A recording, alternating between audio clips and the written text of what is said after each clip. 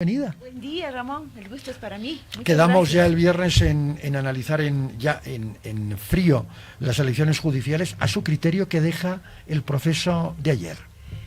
Bueno, ha sido interesante ver cómo, a pesar de ser una jornada con mucha desinformación, confusión de parte de los electores, desorientación sobre por quién iban a votar, aparentemente la ciudadanía ha ido a votar, pero ya no solo pensando solo en el voto nulo o blanco, sino en el voto válido. Ha habido mucha necesidad de información y en las redes hemos visto que han circulado muchos mensajes con diferentes recomendaciones, ¿no?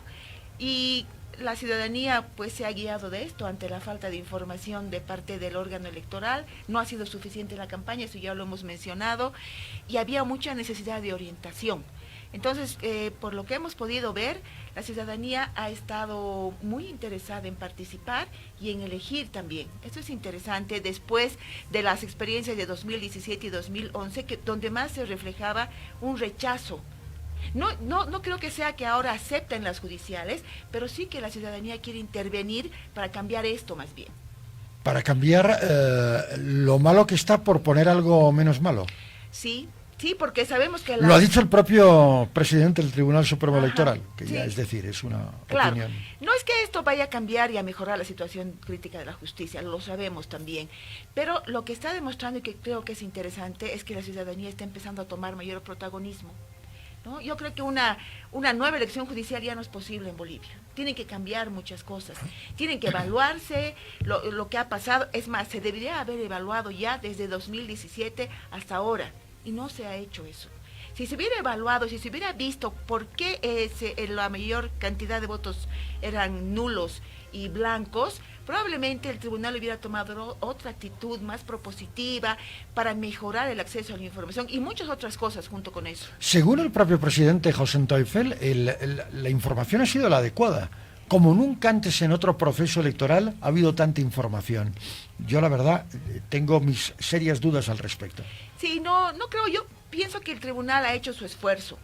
Ha invertido Nadie dice lo contrario. Un buen monto de dinero, pero lo que pasa es que nuestra ciudadanía requiere mucho más. Somos primero un país muy grande, con espacios en la zona rural que no acceden a la información. A ellos también hay que llegar, Ramón. Por supuesto. Porque lo que hemos visto es que en las redes sociales, en los medios de comunicación, el tribunal tenía espacios, pero con información muy técnica. El hecho de que vaya un candidato y diga yo soy candidato al tribunal agroambiental, por ejemplo, y hago esto y esto en un lenguaje técnico, eso no va a ayudar a la información de la ciudadanía, ¿no? Y si así estamos en la zona urbana, imagínense cómo estamos en el área rural. Sería muy bueno ahora ver cómo ha sido el voto en el área rural, ¿no? Porque hay menos información. Los esfuerzos del tribunal creo que no han llegado hasta el área rural. Hay muchos temas que analizar y si bien ha hecho su esfuerzo, como decía el Tribunal Supremo Electoral, este tipo de elecciones en realidad en los 45 días que prevé el reglamento de difusión de méritos no funciona. Es realmente muy poco tiempo para tanta información.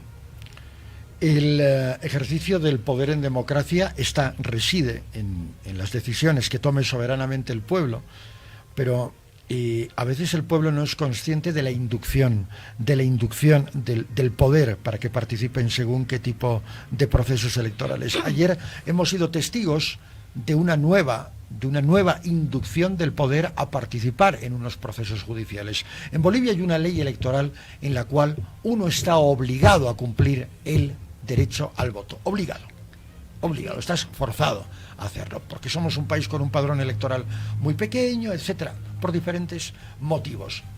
La cuestión es, si el voto en estas elecciones no hubiera sido obligatorio, la gente hubiera ido a votar conscientemente por unos magistrados A, desconocidos, B, sospechados de formar parte o de ser proactivos al Poder Ejecutivo o al partido de gobierno, y C, y esto es quizás lo más importante, conscientes los bolivianos y bolivianas de que pueden cambiar la administración de justicia. Creo que eso hubiera sido determinante. Creo que esos tres factores hubieran jugado en contra y la gente no se hubiera presentado.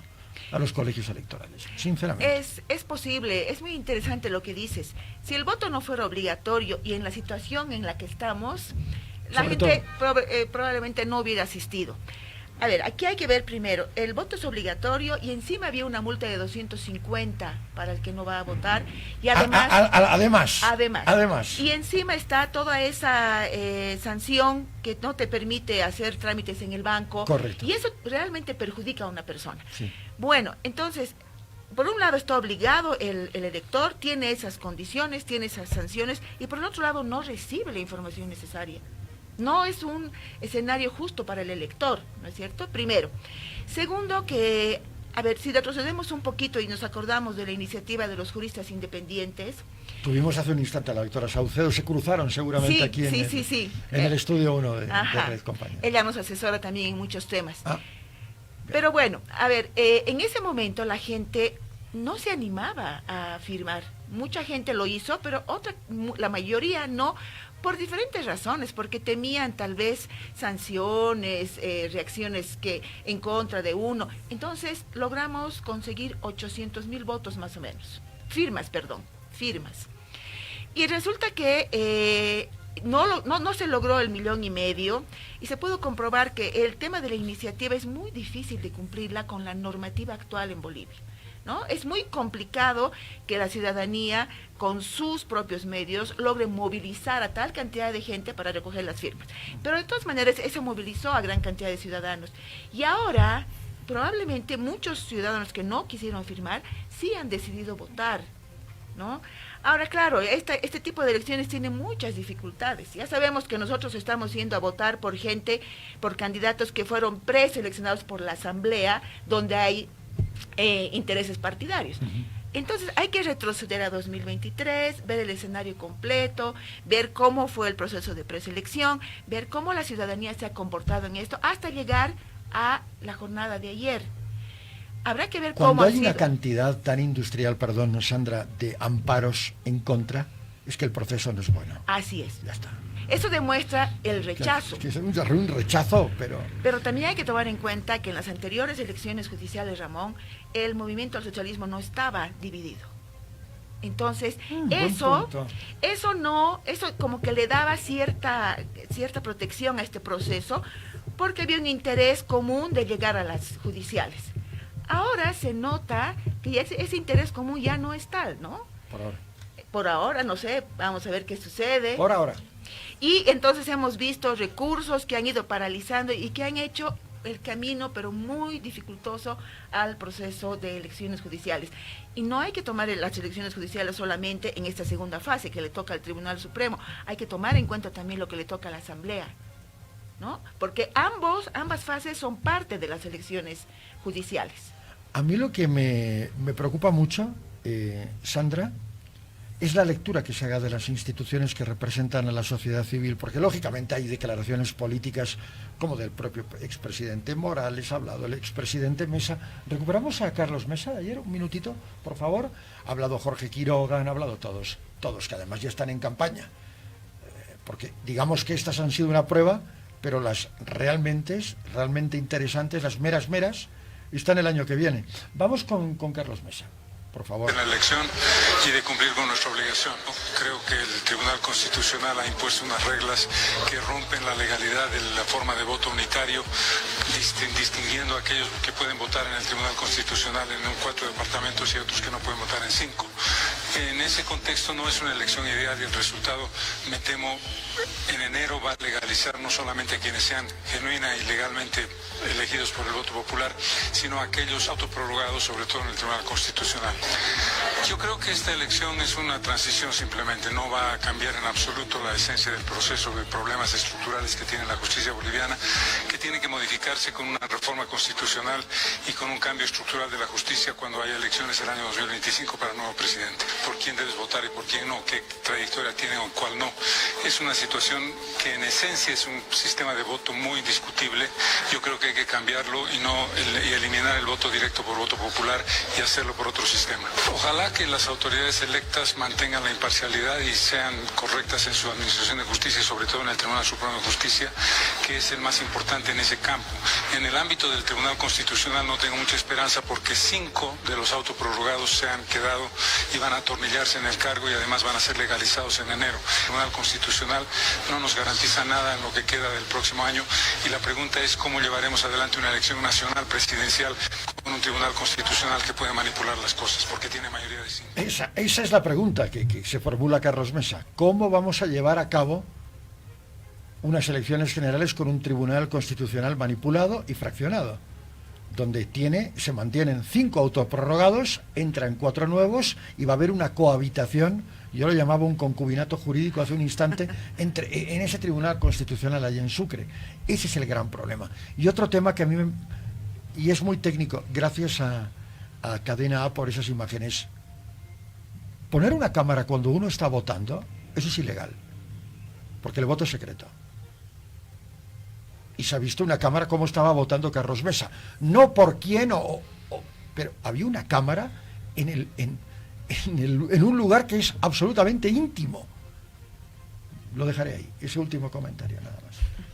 Bueno, solo lo primero, por favor, sí, lo segundo no. Yo no soy tan pesimista como Carlos Mesa. Creo que la cohabitación, como tú dices, de magistrados prorrogados y de nuevos magistrados puede darle un aire nuevo al Tribunal Constitucional.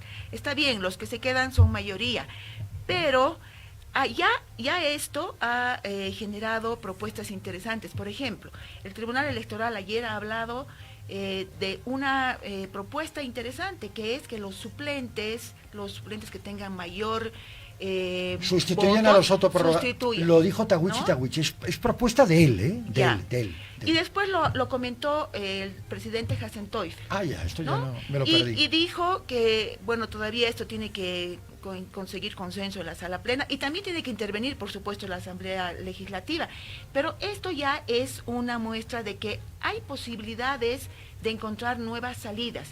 No sabemos cuáles son, pero ya que vamos a estar con este sistema unos buenos años más, hay que buscarle salidas, Ramón. El Tribunal Electoral tiene la posibilidad de hacer reformas, esa es su atribución, tiene que recuperarla, porque como dice Carlos Mesa, la intervención del Tribunal Constitucional ha sido dañina en todo el proceso. Siempre y cuando vamos al supuesto de que el Tribunal Constitucional fuera independiente, Sandra.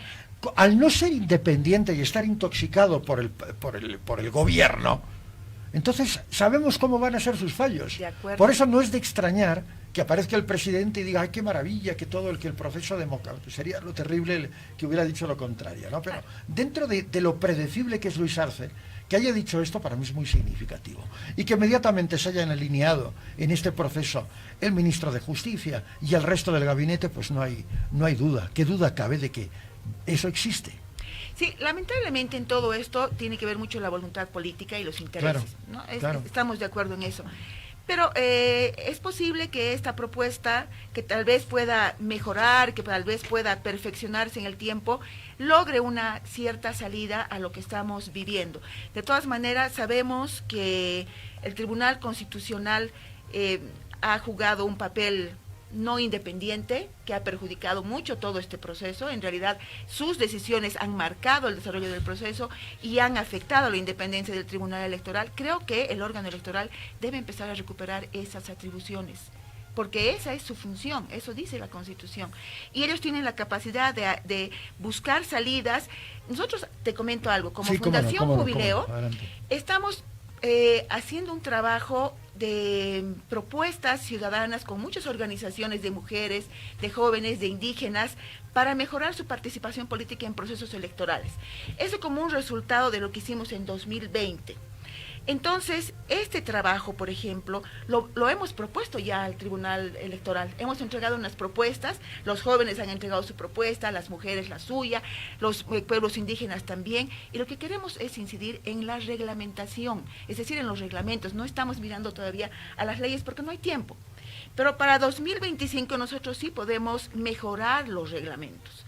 Y entonces le hemos pedido a la sala plena que los considere y que vea qué se puede tomar en cuenta de eso para mejorar los reglamentos y en algo de a poco vaya mejorando el proceso los procesos electorales, ¿no? También con miras al 2026. Entonces, hay que buscar salidas que sean posibles. No quedarnos con eso y decir simplemente esto no funciona. No, pues para eso estamos, para hacer propuestas, para recoger de la ciudadanía. Pero, vamos a ver, cuando sale la propuesta, y vuelvo a ello porque es un tema troncal, cuando sale la propuesta de reforma con todas las dificultades que tuvo, ¿y qué iba a tener? Y los juristas independientes deciden asumir el reto. Ajá. ¿Dónde se los paraliza? En el Tribunal Supremo Electoral. Claro. Y ahí están las normas, Ramón. Por ejemplo, nosotros, la ciudadanía está proponiendo formas para mejorar la Constitución, la normativa. Es que tiene que llegar un momento en que la ciudadanía tenga tal presión que logre cambiar esto. Porque si no, ¿Cómo se ejerce esa presión en democracia, Sandra? Debería ser a través de propuestas y deberíamos presionar a los órganos del Estado a escuchar a la ciudadanía.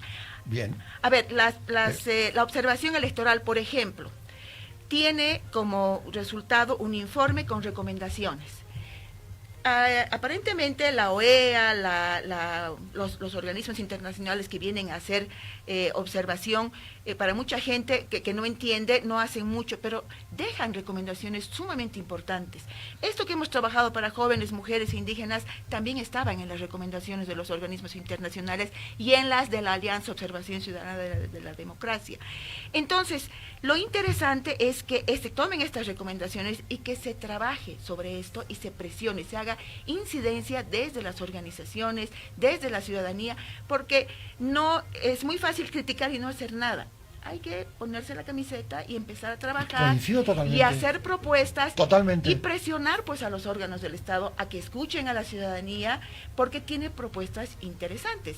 Bueno, esa es una parte del trabajo. Por supuesto que hay que tomar en cuenta que se necesita voluntad política, que estamos en un contexto muy complicado además por la crisis económica, pero siempre hay algo por hacer. No, definitivamente. Lo grave sería la ataraxia, la inmovilidad, ¿no? El ser imperturbable ante acontecimientos de vital importancia para cambiar la estructura del Estado. Ahora, volvemos a la encuesta. Volvemos a la encuesta, por favor. ¿Sirvió para algo o han servido para algo las elecciones judiciales de ayer? 11% dice que sí y un 89% abrumador dice que no. Así es. Y esto no es que a la gente no le importe, sino que sienten que lo que han ido ayer a votar por obligación no cambia absolutamente nada.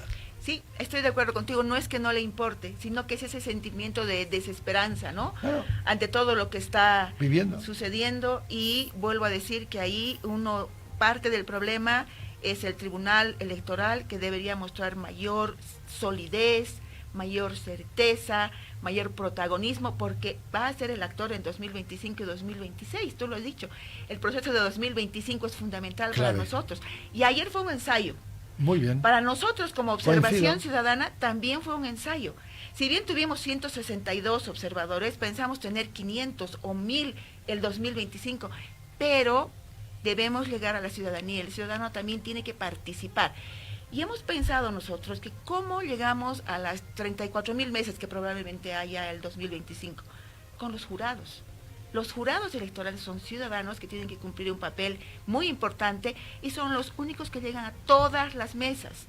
Entonces cada jurado tiene que revalorizar su papel y defender el voto en su mesa. Con eso nosotros tenemos un avance inmenso, ¿no? Entonces son cambios de actitudes que en este momento la ciudadanía los tiene como desafíos, ¿no? Es un gran reto. Es un gran reto. Ahora, la observación es una tarea muy sacrificada, a veces no comprendida todavía.